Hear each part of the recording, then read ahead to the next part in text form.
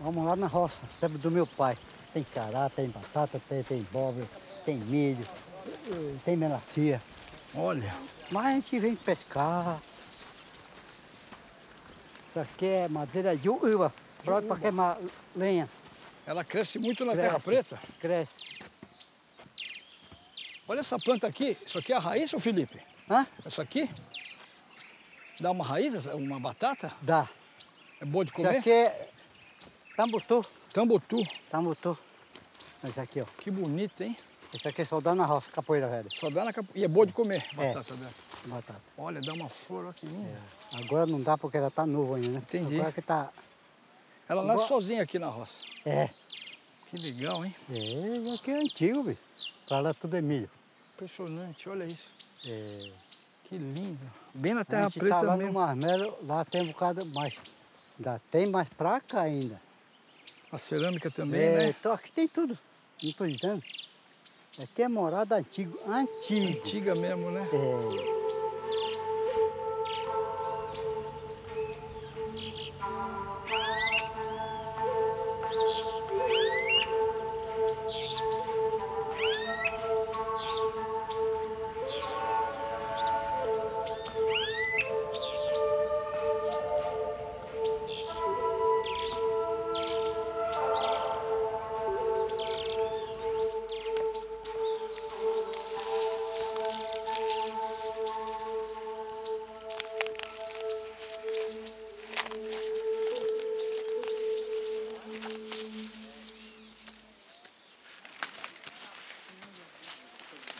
Aqui, ó, é uma terra preta, né? Do cacique João Sena e sua família.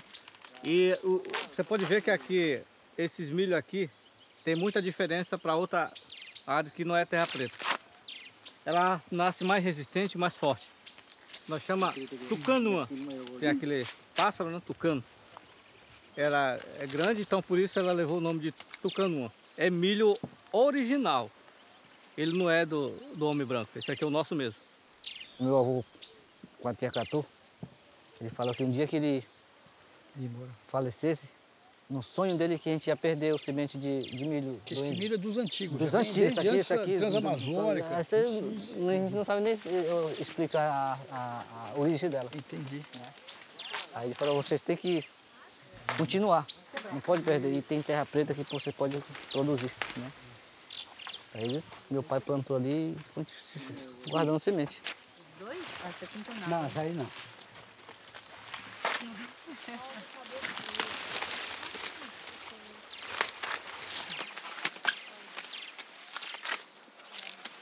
Não, minha pera, não é que eu tô aí, não. Nada, não tem mais. É, do verão.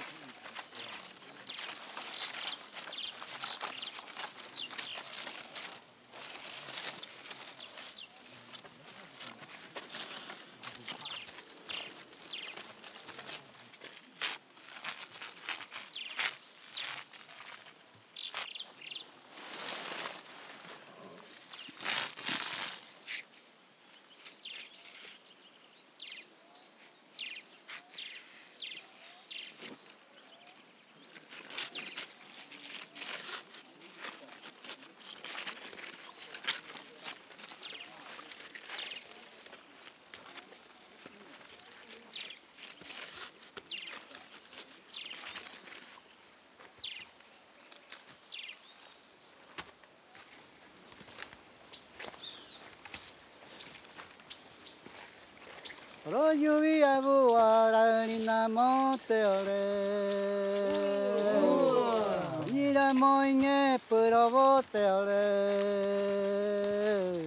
No no te ore e peñe yo ti e piaga. Momini puro te ore ro were ko ya le jive. Ira moine provo te ore. Ira butange provo te ore. Anga moe me te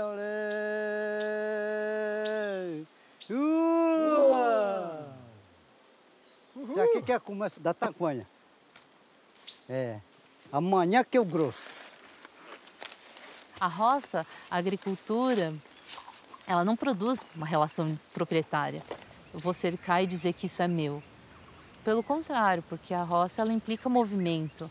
Você produz, você cultiva, você abandona depois. Vai para um outro lugar, abre uma outra roça, depois aquela roça antiga vai se transformar numa capoeira, ela vai se regenerar. E é um movimento, então, que está aliado com o movimento da floresta e, portanto, de uma série de outros seres. Então, não é uma relação de dominação, não é uma relação proprietária em que o humano se impõe à floresta. É uma relação que se faz junto, né?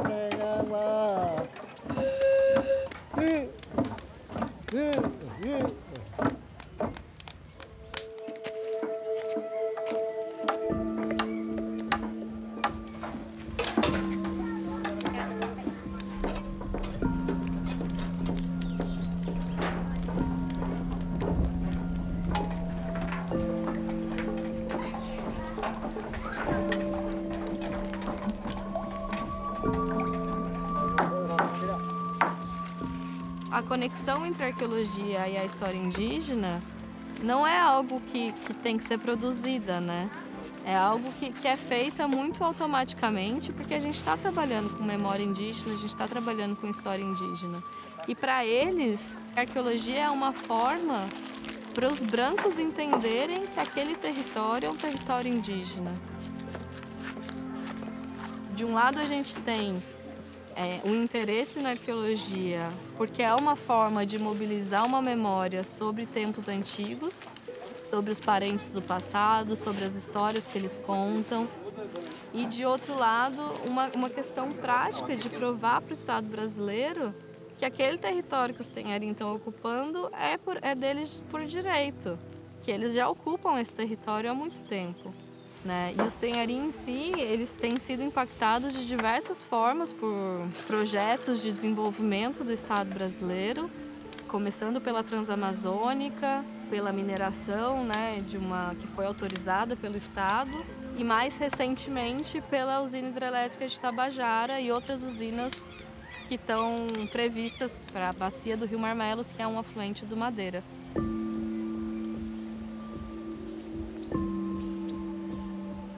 Com essa situação que a gente vive hoje, com a questão da hidrelétrica, né, da Tabajara, a gente já ouvia falar, mas nunca a gente pensou que isso ia chegar no nosso território. E a gente se aprofundou no assunto, porque eles pregam que com essa usina, né, vai trazer benefício, que a gente vai sair ganhando nessa história. E isso para nós não serve, né? Porque o que tem no nosso território, a gente jamais vai encontrar em outro lugar. Uma vez eu falei isso para uma antropóloga que estava fazendo os estudos, né? Ela falou, todos os impactos vai ser reversível. Aí eu falei para ela assim, me prova como que vai ser reversível. Não, digamos que vocês se alimentam de queixada. A gente vai criar um lugar específico para criar queixada para vocês. Aí eu falei para ela, mas acontece que esse queixada se alimenta também de recursos naturais que vem da mata. Aí vocês já vão jogar ração, né, que vai modificar a estrutura do corpo do animal, né, que vai vir igualmente frango. E isso vai ser um impacto para a nossa saúde. Aí, por exemplo, falei para ela, tem maior parte dos nossos recursos naturais que a gente utiliza, vocês nunca vão suprir e nem colocar no lugar. Por exemplo, cipó. Cipó não existe plantação. Ela nasce por ela mesma. Eu falei, aposto contigo onde tu vai encontrar o semente do cipó. Ela ficou calada, porque não encontra. Isso daí tem um lugar específico que dá, né? Isso não foi colocado no relatório. O que realmente vai ser impactado na terra de Tenharim e Marmelos? Tanto biótico, antrópico, social, biofísico. Porque o governo fala que vai impactar diretamente só o povo de Tenharim. Isso é mentira. Sabe por quê? Porque em torno da nossa reserva Tenharim e Marmelos tem o terra indígena Tenharim Gaipa Preto, tem os Jarrui, tem os Pirahã, e tem os próprios Parintins, e tem Tenharim daqui do Seputi, que fica no Baixo Marmelos. E esse rio, digamos que vai inundar, vai vir tudo contaminado, vai todo por esses afluentes. Ou seja, não é somente os Tenharim, isso que eles não conseguem visualizar. Principalmente nossos irmãos, os índios isolados. Digamos que vai inundar, onde que vão viver? Vão morrer tudinho. Entendeu? Onde que vão se esconder? Isso é chocante. Tem que ter espaço para eles. Já que eles não querem ir para a sociedade envolvente, deixa eles lá.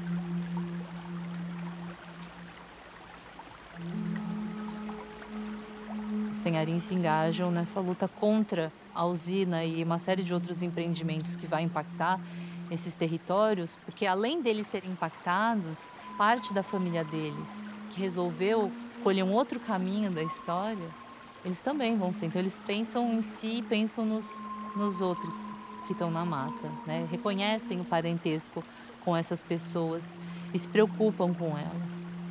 É o grupo do Kaijua, do chefe Kaijua, que foi para a cabeceira do Rio Marmelos. Até que eu discuti uma vez com um técnico da FUNAI, ele falou que eles eram os índios isolados. Eu falei para ele, eu não concordo com essa palavra isolado, porque eles vivem lá do jeito deles, eles não estão isolados. Eles não têm conhecimento com esse mundo que a gente está vivendo, mas eles comem, caça, pesca, tem filho, tem família, não estão isolados. Falei para ele, mas estão do jeito deles, né? Isolado seria ficar preso naquela matinha, né? Eles vivem transitando, eles vão de lugar para outro, né? Aí eu falei para ele, eu penso muito assim como nós era antes, quando não passou esse contato da BR-230.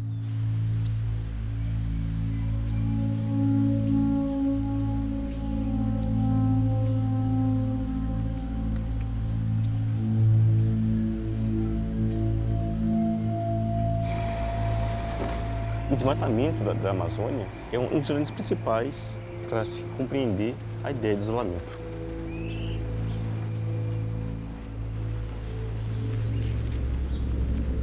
Então, se você tem a floresta preservada, você tem a floresta para continuar a sua vida, né? Existe um equívoco entre as pessoas de se pensar os grupos isolados como grupos guerreiros, com muitos homens, fortemente armados. E isso são comunidades indígenas, né? Como qualquer outra comunidade. Então, os grupos isolados são formados por senhoras, por senhores, bebês, meninas, meninos.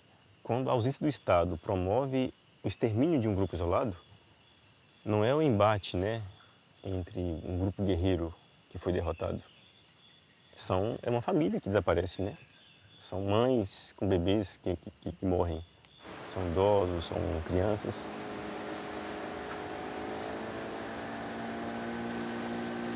Daí é uma mulher Juma. Ela representa uma dos poucos sobreviventes, né, dos massacres Juma, que são dos mais bem documentados na história do Baía de Purus. Naquele tempo era seringueiro, né? Aí o meu pai, meu tio tava caçando. Aí o seringueiro te assustaram. Aí deixaram dois facão e uma machado. Aí meu pai foi e catou, né? E trouxe pra aldeia. O seringueiro voltou, aí te juntaram com o prefeito e o prefeito pagou, que o pessoal acabou por o povo do Juma. Foi o último massacre, né? Aí quem sobreviveu lá era meu pai e minha tia, que meu tio que levou o tiro, ele conseguiu sobreviver. E meu avô, pai do meu pai, levou o tiro, conseguiu sobreviver, só que conseguiu, escapou. Está acontecendo a 7ª mega vacinação na Praça Central, começo às 17h até às 21h. Lábrea é a última cidade da Transamazônica. Ela foi instalada por meio da política de expansão territorial vinda pelo rio Solimões. Ela está associada aos grupos Kawahriwa, né? São grupos Tupi-Guarani.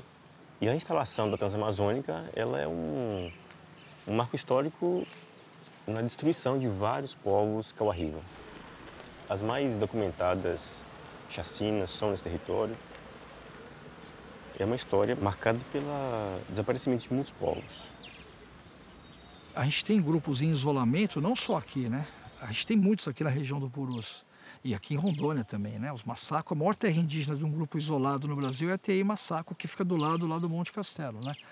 Mas aqui em Rondônia, o Uruê-Uauau, que é um grupo que também que vive em áreas mais altas, na Serra dos Pacas Novas, aqui em Rondônia. Temos vários grupos ali no sul, na região do Purus, no sul do Amazonas, aqui, né? Mais perto de Humaitá também. Mas existem outras regiões, no Acre.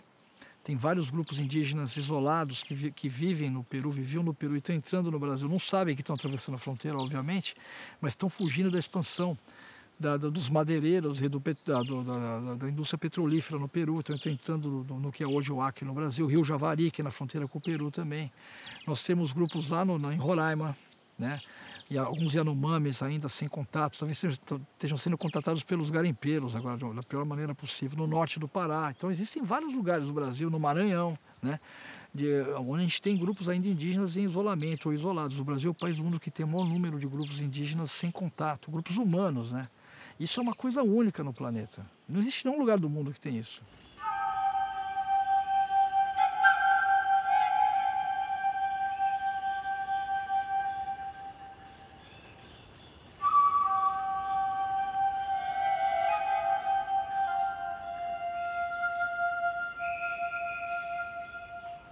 Na América Latina, nós temos 185 registros de povos indígenas isolados. No Brasil, são cerca de 130 registros, né, o que faz o Brasil ser o país que mais acolhe os grupos isolados, né, na América Latina. E desses 130, pelo menos 30 eles são confirmados. São registros que você sabe aonde estão os grupos, dados demográficos, a qual contexto territorial pertencem, contextos etnográficos. Os demais registros, eles precisam de mais expedições para se encontrar elementos muito contundentes da cultura material, para se confirmar mais um grupo. E é a partir da confirmação desses registros que a FUNAI ela articula políticas de proteção dos territórios. Nós saímos daqui às 7 horas da manhã, quando é às 10 horas nós estamos dentro da terra indígena de Índio Isolado.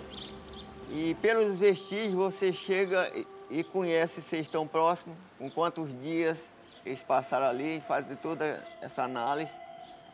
E tem momentos que às vezes você vai fazendo as expedições sabendo que está dentro de uma terra indígena e não vê vestígio. E com um pouco mais o vestígio já está em cima ali, eles têm passado naquele momento ali. Foi esse momento mais difícil porque nós estávamos com a equipe ali em cima e as mulheres estavam conversando e nós saímos mais que rápido. Vamos pegar as coisas e sair, que é para não ter o contato visual, né?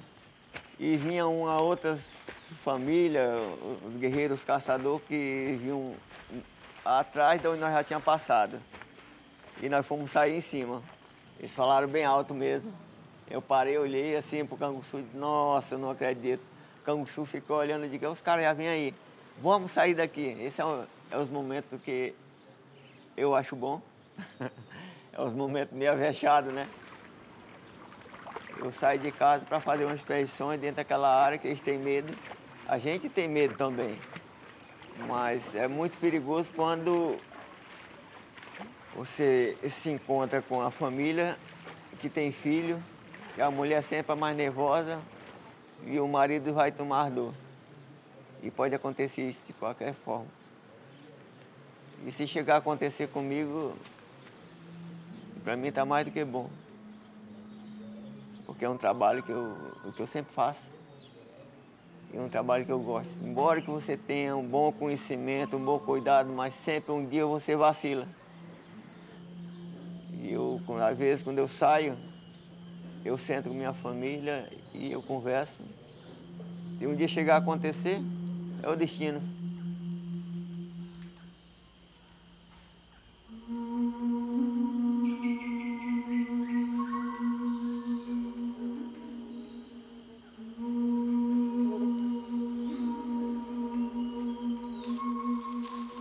Os Rimerimã é um grupo indígena isolado confirmado aqui no sul do Amazonas.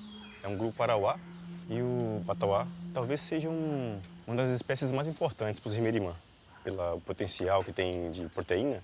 Todos os acampamentos Rimerimã praticamente têm o caroço do patauá, porque eles estão fazendo vinho o tempo todo. Ele não é tão sazonal, ele dá o ano todo. Do patauá eles usam praticamente tudo. A madeira do arco é o âmago, né, que é o tronco do patauá. Muitos dos acampamentos de verão são feitos só o rabo de jacu, é a palha do patauá. A flecha da zarabatana é o acolho do patauá. Da folha também se fabricam os panacos grandes para poder carregar caça, por exemplo, né? Só que o interessante é que os Rimerimã, por exemplo, eles derrubam o patauá, aí recolhem os frutos, levam para o acampamento, processam os frutos e tomam o vinho do patauá. Só que eles lançam essas sementes no aceiro do acampamento. Quando eles abandonam, você tem lá a moita, né, o nicho de patauá crescendo. Então, geralmente, o território Rimerimã ele é formado pela essa mescla de pequenos nichos que tem patauá, açaí, bacaba, outras fruteiras, né? por exemplo, Piquiá, Buriti.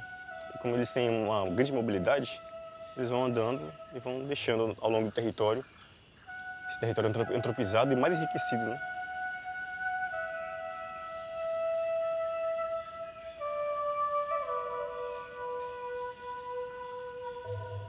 A política do não contato, ela é qualificada apenas através das expedições.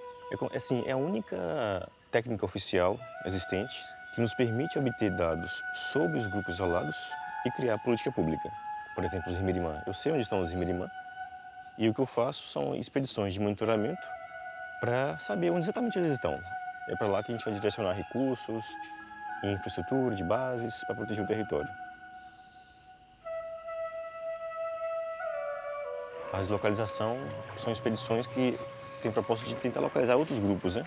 Onde se sabe que tem relatos, que há registro sobre isso, mas você precisa ainda confirmar, né? Via cultura material, conseguir encontrar um acampamento, obter dados demográficos. Interessante que nesse aspecto existe uma aproximação, né?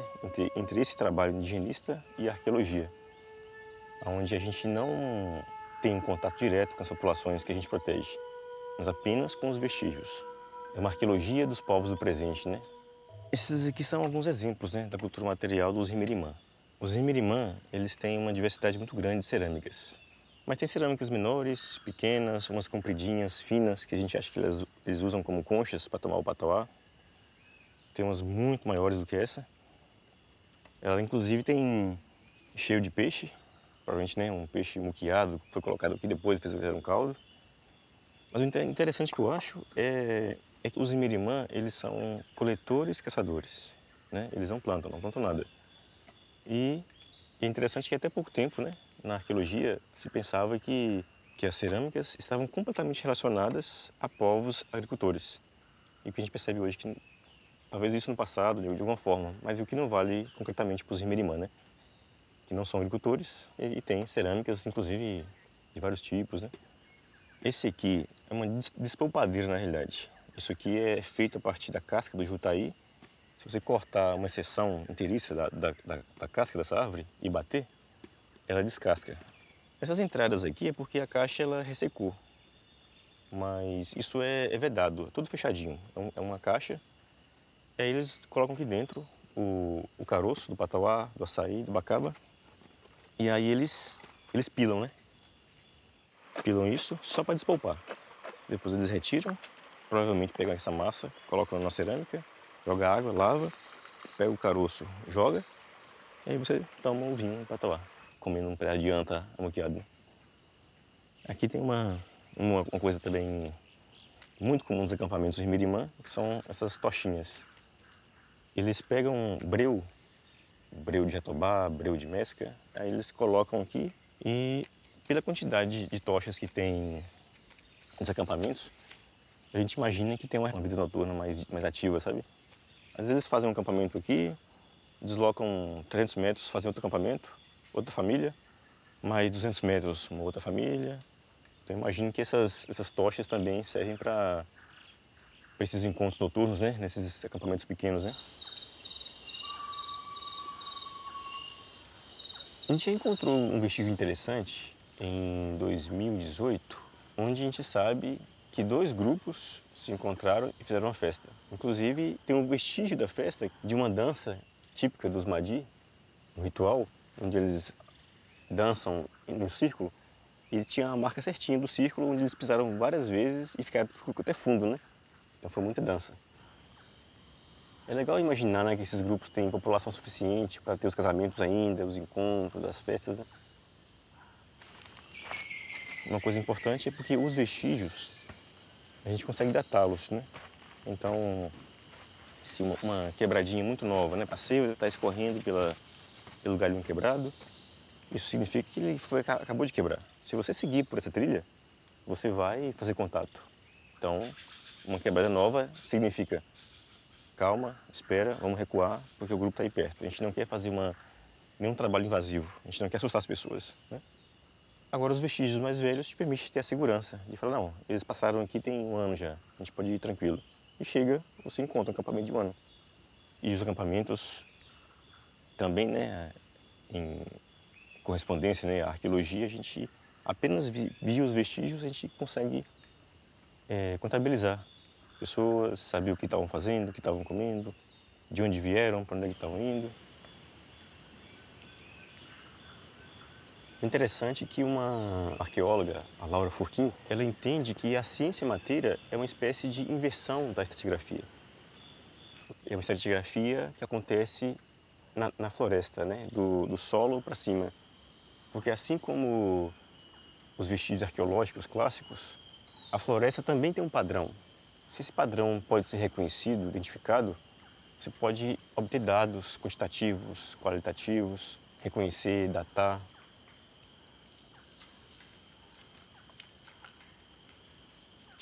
Essa planta aqui é parente do patauá. É tipo um açaizeiro, né? Esse aqui. É. Esse aqui. Tem até uma pesquisa interessante, um pesquisador chamado Charles Clement, e consegue fazer um cálculo estimado da quantidade de proteína disponível na Amazônia, em toda a Amazônia Legal, só relacionado aos frutos de cada uma dessas espécies. Então, o patauá, por exemplo. O Charles ele demonstra que, por ano, a quantidade de proteína que o patauá libera na Amazônia é maior do que todo o rebanho bovino da Amazônia Legal. Só que se tem isso ano após ano, que revela muito, né, sobre o nosso desconhecimento, né, da agrobiodiversidade e o potencial que a floresta tem para alimentar as pessoas, né, as populações, né, nativas. Né? Existe um clamor, né, entre alguns grupos por fazer contato com os Imirimã. Eles pedem que, Canguçu, faça contato com os Imirimã, eles estão passando fome. Né, um povo miserável, que deve estar passando frio. E aí, às vezes, eu incorporo alguns grupos, alguns desses indígenas, né, ou não indígenas, nas expedições. A gente chega em um acampamento, tá aquele tanto de muquim. Parece que assaram, sei lá, centenas de matrinchã. Tanto de tracajá assado, cabeça de anta e queixada para tudo quanto é lado. A julgar pela cultura material, fizeram vinho de patauá, de bacaba, de açaí, comer batata. Quer dizer, esse povo aqui, eles estão passando mal, mas de tanta barriga cheia, né? Então, isso se repete em cada acampamento. E não parece, né, que os Mirimã, nesse ambiente, teriam uma razão clara, assim, né, para fazer contato, por achar que as coisas têm que melhorar, né? Então, muito bem. Muitas das impressões humanas estão nas plantas. Buritizal, babaçuzal, açaizal, todas essas aglomerações de palmeiras podem ter tido uma maior intensidade por causa da interferência humana, a interesse humana em produção. E quando lidamos com as palmeiras e as árvores frutíferas, também se não está pensando num ser humano que está pensando o que vai comer amanhã ou daqui 3 meses, como é o caso de um abóbora, um feijão. Você está com alguém que, se for plantar uma árvore, vai esperar alguns anos. Então, é uma maneira de pensar a floresta pensando em retornos aos mesmos lugares ao longo de décadas. É pensando as plantas como algo que também vai passar de uma geração para a próxima geração. É um pensamento que tem muito mais planejamento futuro do que você precisa para plantar feijão. Então, o que nós temos é várias camadas de momentos de ocupação humana que vão criando diferentes bosques que, sobrepostos, criam o que hoje chamamos de floresta, que muitas pessoas acharam que não tinha sido modificado, mas que realmente tem lá as impressões das atividades humanas.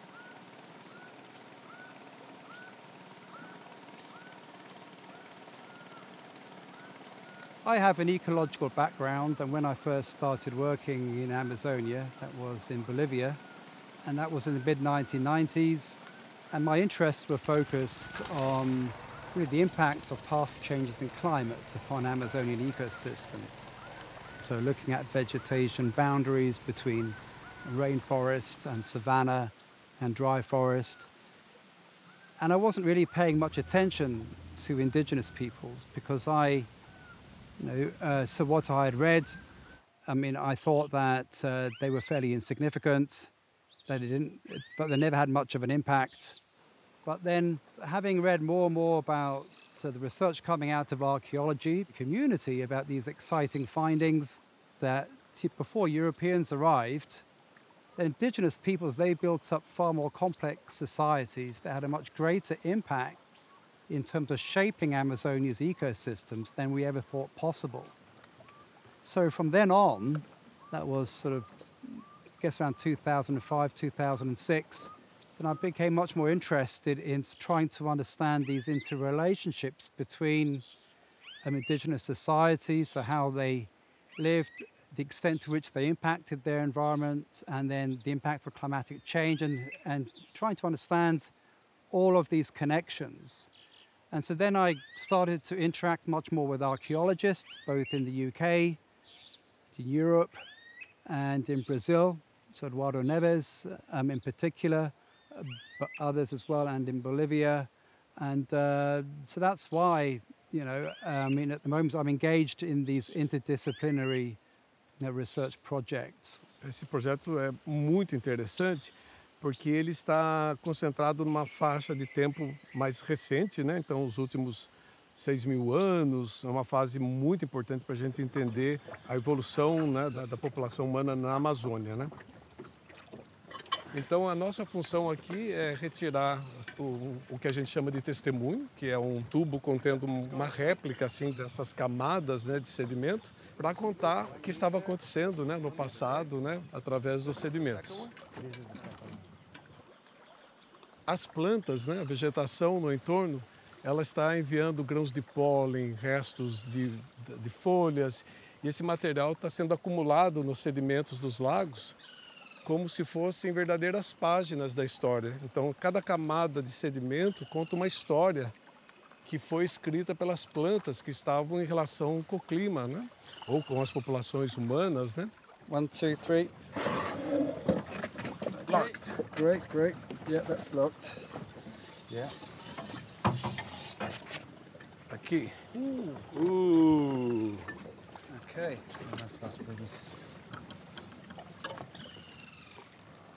Se abriram a floresta, vão aparecer novas plantas, esses pólen dessas plantas vão ser produzidos, carregados para o lago, você vai enxergar no sedimento essas mudanças que aconteceram no lago. Se ocorre uma queimada no entorno do lago, as partículas de carvão também vão ser carregadas pelo vento e depois se depositar no lago. Na terra firme, por exemplo, o pólen não se preserva igual no lago, porque não tem oxigênio no fundo do lago e o pólen não é corroído pelo oxigênio.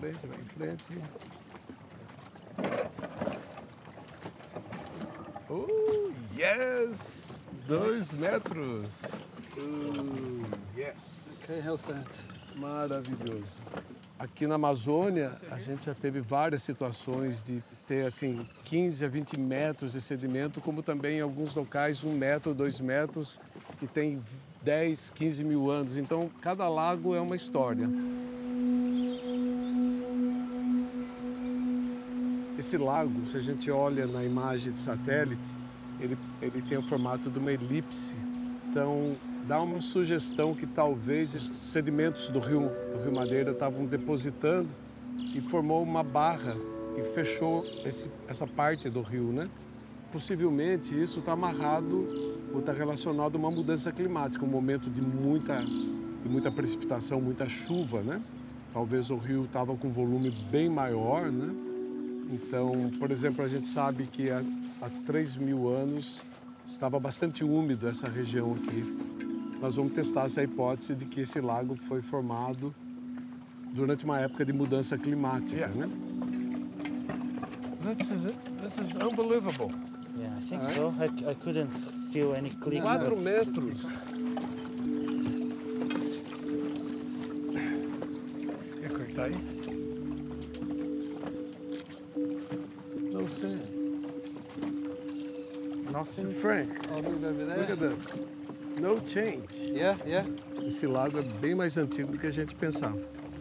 A Amazônia, 20 mil anos atrás, nessa época que o hemisfério norte estava muito mais frio, a floresta estava aqui, mas era uma floresta com uma composição diferente. O grande núcleo da Amazônia se manteve úmido e frio, ao contrário do que se pensava anteriormente. Se pensava que ela tinha desaparecido, o que a gente sempre achou que não fazia sentido, porque se isso tivesse acontecido, nós não teríamos essa biodiversidade astronômica que nós temos, né? This is clay at the bottom. Yeah, there was some sand though. Yeah, sure, but this is stiff at clay. least a sand layer. Possivelmente nós passamos um nível de areia. Começou a aparecer já nos sedimentos o que a gente chama de umas bolotas de argila seca. A gente não sabe ainda dizer, mas possivelmente era um período mais seco, né? Parte de um consenso de que entre 6.000 e 4.000 anos teria havido menos chuva na Amazônia. Ainda a gente tem poucos dados para entender como que a floresta reagiu, né, a essa mudança climática. Podemos pensar que talvez a vegetação era um pouco mais aberta, uma floresta mais aberta, né? Esse trabalho que a gente faz é muito importante porque a gente sabe a direção que a vegetação tomou quando o clima ficou mais seco ou quando houve uma queimada, quais essas plantas que aparecem primeiro. Então é muito importante a gente, através desses registros de lago, dar base para pesquisadores que estudam a preservação da floresta, por exemplo, ou que tentam criar leis para a preservação da floresta. Isso dá base para eles tentar proteger o pouco que ainda resta.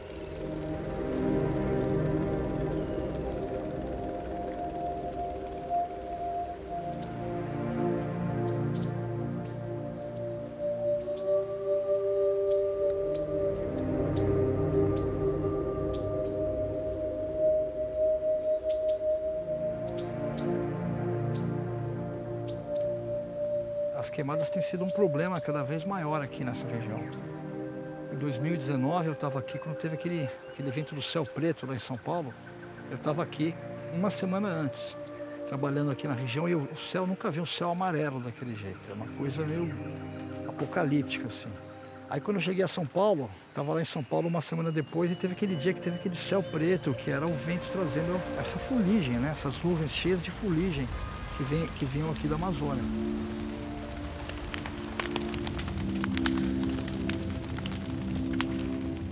As pessoas estão falando que a Amazônia está chegando num tipping point, né? Numa virada. Partes da Amazônia já estão se transformando dessa maneira, né? Estão deixando de ser uma floresta tropical úmida e estão se tornando uma floresta tropical mais seca, assim, mais parecida com um cerradão. Isso está acontecendo em alguns lugares do sul da Amazônia, né? O problema é o desmatamento. O outro é a degradação das florestas. A queima, que às vezes acontece em área de bosque mesmo, né? Vai provocando mudanças que são muito difíceis, né? E alteram totalmente a estrutura da floresta. Isso a gente vê muito nessa região.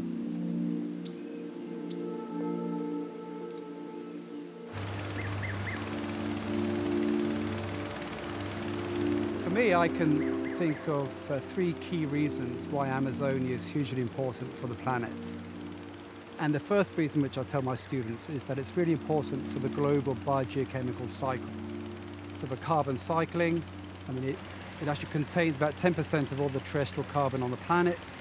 So we need to know what's happening to that carbon.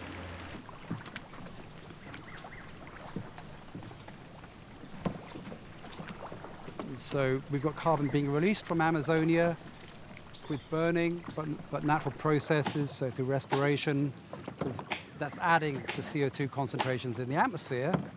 That's on the one hand, but it's also drawing carbon down through photosynthesis.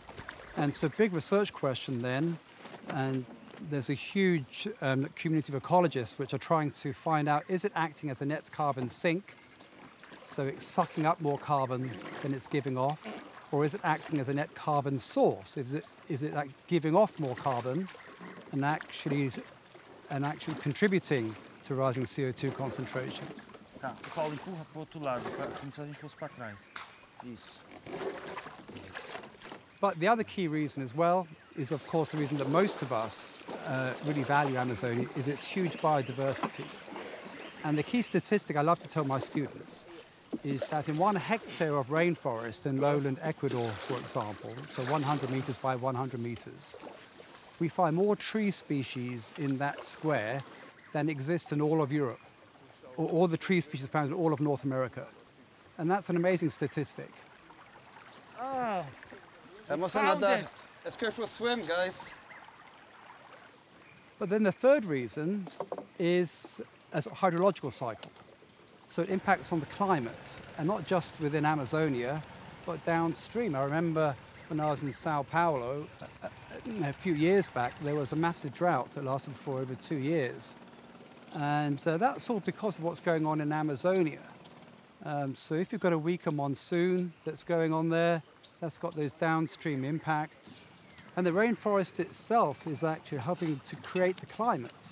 But half of the rainfall that you get in westernmost Amazonia is generated by the rainforest further east through recycling that rain. If you cut down the rainforest, you're immediately having a very direct impact on the climate. But it's also linking up with the global climate system. So those are really 3 key reasons why we should be caring about what's going on with the Amazon rainforest.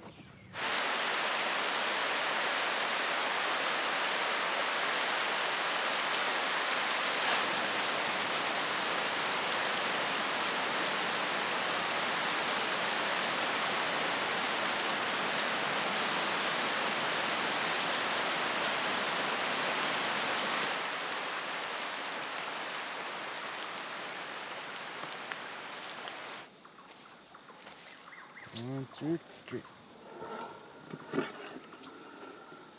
Go, go, go, go, go.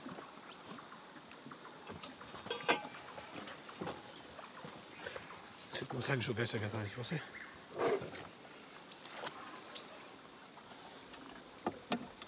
Ooh, look at this. Oh, yeah? Macro remains. Yeah, this is really rich in macrofossils. É. Uau! Tem muitos restos vegetais. Beautiful, look at this. Ao contrário do outro lago que a gente coletou, que não tinha muito restos de plantas, né? Aqui a gente vê a quantidade de folhas, pequenos ramos. E esse é o melhor material para se datar, porque a idade que ele vai gerar é a idade da planta mesmo, né? Que vivia na época. É melhor até do que datar o próprio sedimento. Então, esse lago aqui está assim, muito promissor, porque essa grande quantidade de material para datar pelo radiocarbono. Então aqui, como a gente sabe, já ultrapassamos possivelmente já 1000 anos, né? Então isso aqui, quando a gente tiver essa idade, a gente vai confirmar, quem sabe 1500, 2000, a gente espera, né? Seria legal se tivesse 2000 anos isso, mas só com a datação para a gente saber realmente, né?